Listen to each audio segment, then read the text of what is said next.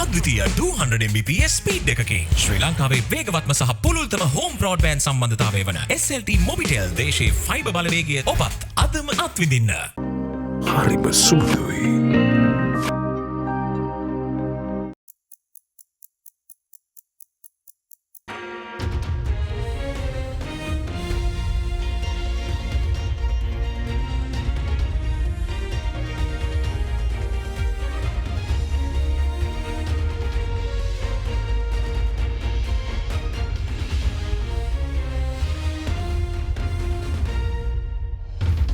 Tonight on First at 9, this Monday the 22nd of May 2023. Market liberalisation. Sinopec signs contract agreements with Sri Lanka to commence petroleum operations. Operations expected to begin within 45 days. Subsiding. April inflation eases more than 15% from 49.2% in March. Efficient and people-friendly. New measures to be introduced by Ministry of Public Security to expedite passport issuance process. Aims to courier passports to the doorstep within 3 days. Resolution for removal. Government to present resolution to Parliament to remove PUCSL chairman. Though the person was appointed by an independent commission, I highly doubt he has acted independently. Opposition parties, however, plan to oppose. The Public Utilities Commission of Sri Lanka is an independent commission. It is vested by an Act of Parliament with very crucial functions and responsibilities. විපක්ෂයක් හැටියට පාරිභෝගිකය වෙනුවෙන් රජයේ යෝජනාව පරාජය කරන්නට අපි කටයුතු කරනවා. Alliance Finance මෙතුරු රන්නයි සේවාවෙන් රන් පවුම්කට රුපියල් 1,70,000ක ඉහළ අධිකාරමක්. ඔබේ විශ්වාසය දිනු සෙන්සුරයින් දැන් ළඟම ඇති ෆාමසියෙන් ලබාගත හැක. This is AdaDerana First at 9. Live from Studio 24 in Colombo. Good evening and welcome to First at 9. I'm Shanella Fernando in your top stories for tonight. In a significant move to address Sri Lanka's fuel supply challenges, a contract agreement was signed with China-owned Sinopec, allowing them to enter the domestic retail petroleum market in the country. Minister of Power and Energy Kanchana Wijesekara stated that Sinopec will be granted a 20-year license to operate 150 Ceylon Petroleum corporation-owned fuel stations. According to the minister, Sinopec will also be permitted to invest in 50 new fuel stations and the energy sector at large. Sinopec is set to commence operations in Sri Lanka within 45 days following the issuance of the license. The agreement was signed at the Presidential Secretariat before President Ranil Wickremesinghe by the Secretary to the Ministry of Power and Energy MP Mapa Pathirana and Managing Director of Fuel Production and Marketing Department of Sinopec, Chen Cheng-min. According to the President's Media Division, this agreement signing is a crucial step to ensure a steady and uninterrupted fuel supply for the country. In a tweet, Minister of Power and Energy Kanchana Wijesekara noted that Sinopec will be granted a 20-year license to operate 150 fuel stations currently operated by the Ceylon Petroleum Corporation, to invest in 50 new fuel stations and to invest in the energy sector at large. The President's Media Division said Sinopec, along with its affiliated companies, is set to commence operations in Sri Lanka within 45 days following the issuance of the license. In March last year, the government also selected Australia's United Petroleum Private Limited and RM Parks of the United States in collaboration with Shell plc for the importation, storage, distribution and sale of petroleum products. The government is also expecting to sign agreements with the said suppliers in the future. According to the Power and Energy Minister, those two companies too will be allocated 150 dealer-operated fuel stations which are currently operated by the Ceylon Petroleum Corporation, and added that a license will be granted to carry out operations in the country. Sri Lanka's National Consumer Price Index inflation eased to 33.6% year-on-year in April after a 49.2% rise in March. Food prices eased sharply to 27.1% in April from 42.3% in March, while non-food inflation was at 39%. According to the Department of Census and Statistics, the overall rate of inflation as measured by the National Consumer Price Index on a year-on-year basis was 33.6% in April. This is a 15.6% decline compared to the rate of 49.2% recorded in March. The department said the reported inflation for the month of April was mainly due to the higher price levels prevailing in both food and non-food groups. On a monthly basis, the year-on-year inflation of the food group decreased to 27.1% in April this year from 42.3% in March this year. The year-on-year inflation of the non-food group decreased to 39% in April from 54.9% in March. Meanwhile, the Census and Statistics Department said the contribution of food commodities to inflation on a year-on-year basis was 12.3% in April this year compared to April last year. The contribution of non-food items was 21.29%, mainly due to the price increases in the groups of housing, water, electricity, gas and other fuels, which amounted to 6.98%, alcoholic beverages and tobacco, which was 0.67%, transport, which was 3.54%, and health, which was 1.30%. Minister of Public Security Derana English said measures have been introduced to courier passports to the doorsteps within 3 days following their application. Addressing a media briefing today, the minister said that steps have been taken by his ministry to make the passport issuance process more efficient. Further, he also said measures will be taken to issue e-passports to citizens within the year.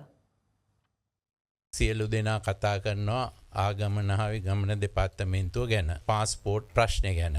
ඒ ප්‍රශ්නේ විසඳන්න අපි ගොඩක් කටයුතු කරලා තියෙනවා. එකක් තමයි අපිට තිබුණ ප්‍රශ්නේ මුදල් වලට අපොයින්ට්මන්ට්ස් ගන්න එක. මුදල් වල ලබාගෙන එක එක්කෙනා අපොයින්ට්මන්ට්ස් ගන්නවා කියලා රුපියල් 20000 25000 ගන්න ප්‍රශ්නේ. ඉතින් අපි ඒකට තීරණයක් අරගෙන අපි අපේ බුද්ධියංශත් යොදවලා ඊයේ සිකුරාදාද කොහෙද අපි 16 දෙනෙක් විතර අත්අඩංගුවට ගත්තා. ඊට කලිනුත් අපි එහෙම අත්අඩංගුවට ගත්තා. අපේ දෙපාර්තමේන්තුවේ නිලධාරිනියකුත් අපි අත්අඩංගුවට ගත්තා මේවට සම්බන්ධ. ඉතින් අපි දැඩි ක්‍රියාමාර්ග අරගෙන ඒක නවත්තනවා. අනිත් එක ඒ ප්‍රශ්නේ විසඳන්න අපි දැන් එන මාසේ වෙනකොට අපි තව තැම් 50ක ඡායාරූප ගැනීම, ඇඟිලි සලකුණු ගැනීම, එවැනි දේවල් ප්‍රාදේශීය ලේකම් කාර්යාල 50ක ස්ථාපිත කරනවා. එතකොට කාටවත් මෙහෙට එන්න ඕනේ නැහැ. මම හිතන්නේ දවස් 3ක් ඇතුළතදී අපි කෙලින්ම පාස්පෝර්ට් එක තමන්ගේ නිවසට කුරිය කරනවා. ඒ වගේම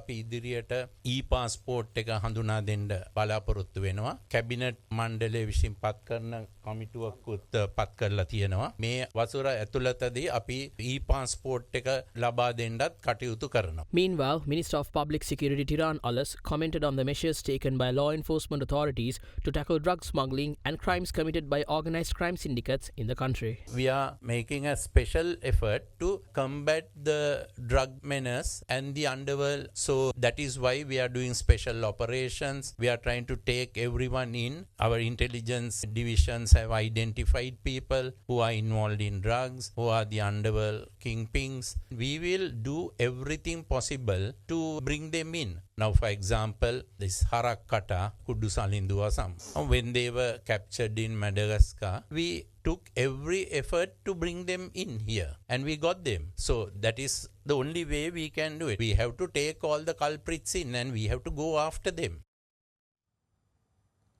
Minister of Water Supply and Estate Infrastructure Development Jeevan Thondaman assured that the plantation workers are within the social protection program and that they are not neglected. Addressing a media briefing today, the minister said his party, the Ceylon Workers Congress, pledges support to the Power and Energy Minister to appoint an unbiased chief for the Public Utilities Commission.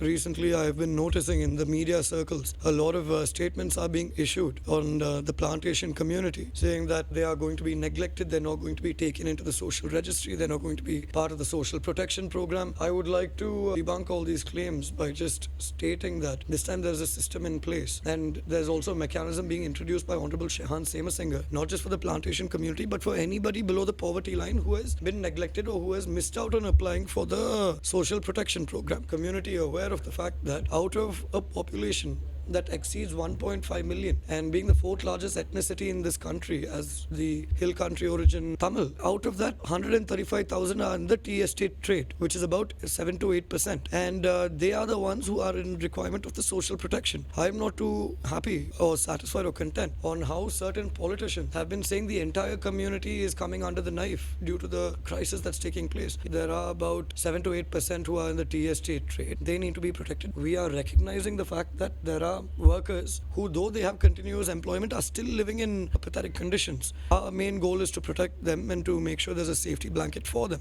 What about The Honourable Minister Kanchana Vijay Sekhara has made tremendous changes to this country in terms of administration and in terms of the structure in which this country has been running, especially with relation to the power and energy sector. And when that's the case, if there seems to be any entity who is politically motivated in order to paint a picture that the government is not going through its changes or we are trying to do something detrimental to this country, when in reality we are just trying to do a course correction, then we don't believe that person should be entertained hereafter. Though the person was appointed by an independent commission, I highly doubt he has acted independently, and I'd like to say that our support is with the minister on this, and in order to bring a non-biased person into this commission where they'd be able to take forward the government's vision in making the Power and Energy Ministry a self-sustaining authority. President Ranil Wickremesinghe is scheduled to leave Sri Lanka for an official visit for Japan and Singapore. He will be in Japan for an official tour from May 25th to May 27th. During his visit, President Wickremesinghe is expected to hold bilateral discussions with Japanese Prime Minister Fumio Kishida. Also in Japan, President Wickremesinghe will address the Nikkei Forum, Future of Asia, which is scheduled to commence on May 25th. Under the theme, Leveraging Asia's Power to Confront Global Challenges. Organized by Nikkei every year since 1995, the forum brings together prominent political, economic and academic leaders from Asia-Pacific region to offer their opinion on regional issues and the role of Asia in the world.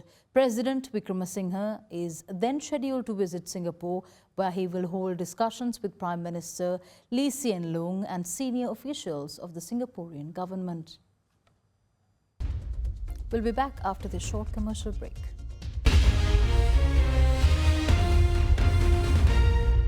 ගොඩමඩ පෙරලි කරන බලපුළුවන් කාරයා මහින්ද්‍රා යුවෝ ටීමෝ වෙතින්. වැඩම ගොඩයි ගොඩම තමයි. ස්වරාජ් tractor ටීමෝ වෙතින්.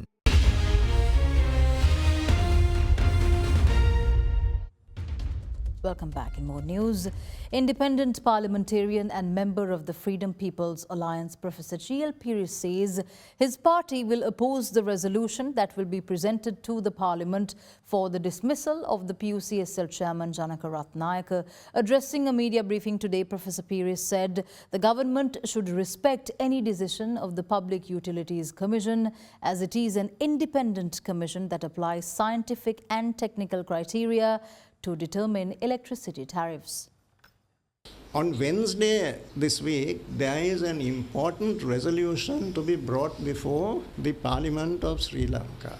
The government is introducing a motion to dismiss from his post Mr. Janaka Ratnayaka, Chairman of the Public Utilities Commission of Sri Lanka. All members of Parliament will have to decide how they are going to vote on this resolution. We have made a very clear decision to oppose this resolution. We are very strongly opposed to this resolution. The Public Utilities Commission of Sri Lanka is an independent commission. It is vested by an Act of Parliament with very crucial functions and responsibilities. Electricity is a daily requirement of the people of our country. The whole purpose and object of the Public Utilities Commission is to apply scientific and technical criteria in deciding what increases, if any, are appropriate in respect of the electricity tariffs that are levied in this country. It cannot be an arbitrary or capricious decision. It cannot be a decision inspired by political considerations. It must be a decision which has to be very clearly predicated upon technical grounds. Now, when the Public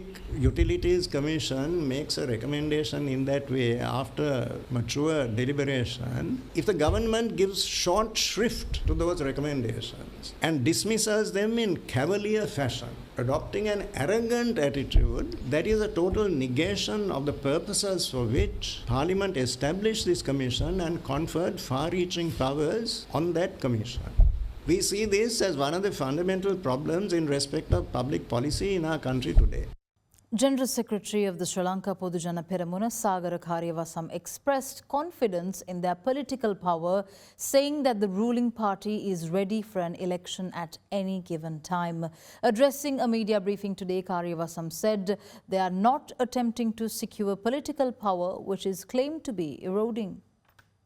ප්‍රධාන පුවත්පතක් වාර්තා කරලා තියෙනවා ආණ්ඩුවේ ඇමතිලා පොහොට්ටු මහා ගෙදර මග හරිති. තා සුළු පිරිසක් ඉන්නවා අපි දන්නවා එවැනි පක්ෂ කාර්යාලය මග ඇරලා පක්ෂ කාර්යාලය සමග කටයුතු නොකරන ශ්‍රී ලංකා පොදුජන පෙරමුණ යටතේ පාර්ලිමේන්තුවට තේරීපත් වෙලා නමුත් අපිත් සමග කටයුතු නොකරන ඔවුන් සමහර පිරිසක් තාම පැහැදිලිව වෙනත් සංවිධාන හදාගෙන ඒ සංවිධාන තුල අනාථභාවයට පත් වෙලා ඉන්න පිරිසක් ඉන්නවා. ඒ වගේම රාජ්‍ය සමග ඍජුව කටයුතු කරන අතරේ එහෙම සම්බන්ධ නොවන කොටසකුත් ඉන්නවා. ඔබතුමාලා ඇතුළු කණ්ඩායම මේ මොහොතේ තින්නේ ඉනියමින් පවතින දේශපාලනික බලය රැකගැනීම සඳහා උත්සාහ කිරීමද? නෑ ඔබ කියපු කාරණයට කලින් ඔබේ ප්‍රශ්නය මේ පූර්ව නිගමනයක් මත අහන්නේ. ගිලිහෙමින් පවතින දේශපාලන බලය රැකගැනීමේ උත්සාහයක අපි නැහැ. අපි අදටත් දේශපාලන බලයේ ඉන්නවා. ඒ වගේම අපි ඕන අවස්ථාවක මැතිවරණයකට මුහුණ දෙන්න සූදානම්. දේශපාලන බලය අපි ළඟ තියෙනවා. අපි ඒ සම්බන්ධයෙන් කිසිම බයකුත් නැහැ. Meanwhile, opposition leader Sajid Premadasa too announced that they will stand against the government resolution to remove PUCSL chairman Janaka Ratnayaka from his position. With that, here are some opinions expressed on the political stage. අද රජය කොයිතරම් පහළ තැනකට ගියාද කිව්වොත් ස්වාධීන commission සභාවක සභාපතිවරයෙක් පාර්ලිමේන්තු resolution එකක් හරහා රාජ්‍ය පාර්ශ්වයේ සියලුම මන්ත්‍රීවරු ගෙනල්ලා ජනක රත්නායක මහත්මයාව ඉවත් කරන්නට රජය කටයුතු කරනවා. අපි බොහොම පැහැදිලිව විපක්ෂයක් හැටියට පාරිභෝගිකයා වෙනුවෙන් රජයේ යෝජනාව පරාජය කරන්නට අපි කටයුතු කරනවා. අපි පෙනී සිටින්නේ පාරිභෝගිකයා වෙනුවෙන්. අපි හිතනවා විපක්ෂ බලවේග සියල්ලම අපි එකට එකතු වෙන්න ඕනයි කියන මතය තමයි අපි සියලු දෙනාගේ තියෙන්නේ. දැන් හෙට මේ මහායාන උපයෝගිතා කොමිසම් සභාවේ සභාපතිවරයා ඉවත් කරන්න යෝජනාවක් ගෙනවා. එතුමාගේ පුද්ගලික චරිතය ගැන අපිට කතා කරන්න බෑ. එතුමා යම් ප්‍රකාශات එක්ක යම් ප්‍රශ්න ගණනාවක් ඇති කරන් තියෙනවා. නමුත් එතුමාට ඉදිරිපත් කරලා තියෙන චෝදනා පහම මම හිතන්නේ වැරදි චෝදනා විදිහට තමයි දකින්නේ. දෙවෙනිනම් අපේක්ෂකයා නම් කරලා තියෙනවා. මොකද කියනවා රජිත් ඔබතුමාලගේ අපේක්ෂකයා කවුද? අපේ අපේක්ෂකයා අනුර දිසානායක සහෝදරයා කියන එක මම හිතන්නේ රටම දන්නවා. ඒක අපි දැනුත් ඉතින් රටේ මිනිස්සුන්ගේ හිතේ ජනාධිපතියා නේද? සජබට ඔය අපේක්ෂකෝපත් කරලා තියෙන පක්ෂ කඩන් යන ප්‍රශ්න නිසා.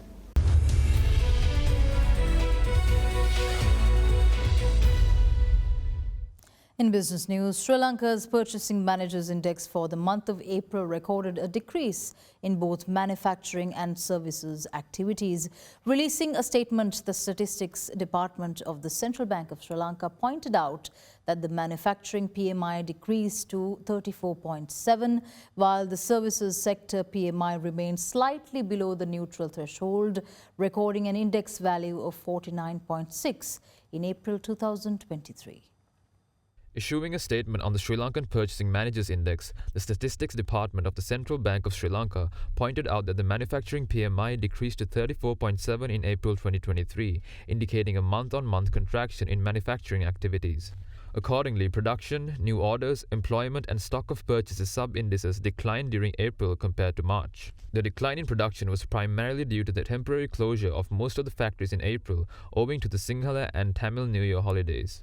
The decline in new orders, particularly in the manufacture of food and beverages, was mainly due to the end of the festival season demand.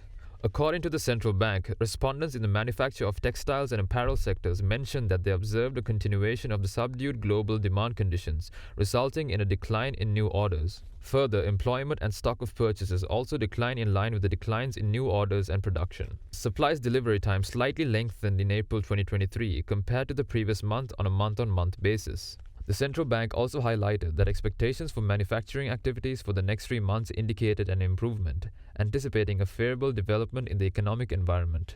Meanwhile, the services sector PMI remained slightly below the neutral threshold, recording an index value of 49.6 in April 2023, led by the decreases observed in new businesses, employment and backlogs of works. Business activities and expectations for activity continued to increase during the month. According to data collected by the central bank, new businesses declined in April 2023 compared to March, particularly with the decreases observed in insurance, transportation and postal and courier activities subsectors.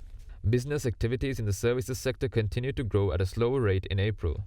Accordingly, business activities in other personal activities subsector exhibited a considerable improvement. Education and telecommunication subsectors also recorded slight increases during the month. Meanwhile, business activities related to wholesale and retail trade subsector remained stagnant despite festive demand and seasonal discounts. Employment continued to decline in April at a higher pace due to resignations, migrations and retirements. Meanwhile, backlogs of work also decreased at a higher rate during the month. The central bank also stated that expectations for business activities for the next 3 months improved in April, driven by positive sentiments regarding improvements in macroeconomic conditions. Colombo Bourse ended lower for a third straight session today, dragged by losses in industrial and financial stocks. The CSE All Share Price Index settled 1.21% down, ending at 8,611.38 points. Conglomerate Expo Lanka Holdings and LOLC Holdings were the top losers on the index, falling 3.72% and 2.94% respectively. Trading volume on the CSE All Share Price Index fell to 27.4 million shares from 48.5 million in the previous session. Meanwhile, the S&P SL20 fell by 1.78% to settle at 2,434.31 points. The market turnover rose to 599 million rupees from 524.5 million rupees in the previous session. Food, beverage and tobacco sectors were the top contributors to the market turnover, while capital goods sector was the second highest contributor. Foreign investors were net buyers, purchasing stocks worth 8.2 million rupees, while domestic investors were net sellers, offloading shares worth 596.4 million rupees. Meta was hit with a record $1.3 billion fine by its lead European Union privacy regulator over its handling of user information, and was given 5 months to stop transferring user data to the United States. The fine, imposed by Ireland's Data Protection Commissioner, came after Meta continued to transfer data beyond a 2020 EU court ruling that invalidated an EU-US data transfer pact. Meta said in a statement that it will appeal the ruling, including the unjustified and unnecessary fine that sets a dangerous precedent for countless other companies. It will also seek a stay of the suspension orders through the courts. Meta reiterated that it expected a new pact facilitating the safe transfer of EU citizens' personal data to the United States would be fully implemented before it has to suspend transfers. Meta said that without the ability to transfer data across borders, the internet risks being carved up into national and regional silos. The Irish watchdog has said the suspension order could create a precedent for other firms. The Irish regulator has fined Meta more than any other tech firm and has 10 other inquiries open into the social media group's platforms. Let's now have a look at how the rupee traded against other major currencies during the day.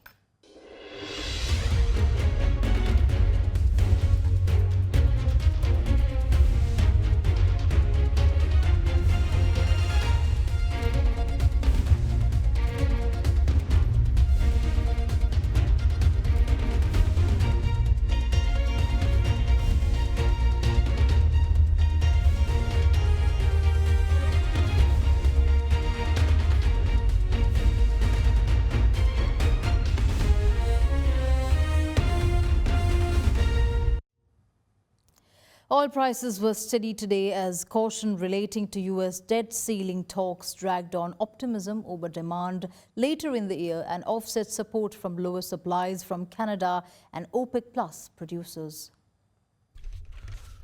Brent crude futures rose 19 cents to end at $75.77 a barrel, while US West Texas Intermediate crude for July delivery rose 17 cents, ending at $71.72 a barrel. The June West Texas Intermediate contract, which expires later today, rose 17 cents to end at $71.72 a barrel. Talks to avert a US debt default was set to resume in Washington today, as the prospect of a default and resulting possible economic downturn and cooling of fuel demand continued to spook markets. Still, the International Energy Agency warned of a looming shortage in the second half, when demand is expected to eclipse supply by almost 2 million barrels per day. Last week, both oil benchmarks gained about 2%, their first weekly rise in 5 after wildfires shut in large amounts of crude supply in Alberta, Canada. The impact of voluntary production cuts by OPEC and its allies, including Russia, known as OPEC+, is also being felt after going into effect this month. Total exports of crude and oil products from the group plunged by 1.7 million barrels per day by May 16th, while Russian oil exports is likely to fall by late May.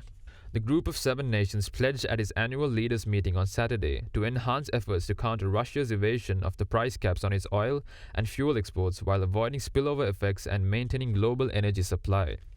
However, according to Executive Director of the International Energy Agency, those moves are not expected to change the supply situation for crude and oil products.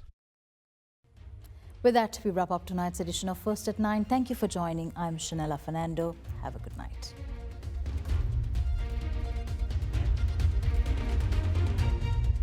For news and information you can trust 24 hours a day, visit AdaDerana.lk.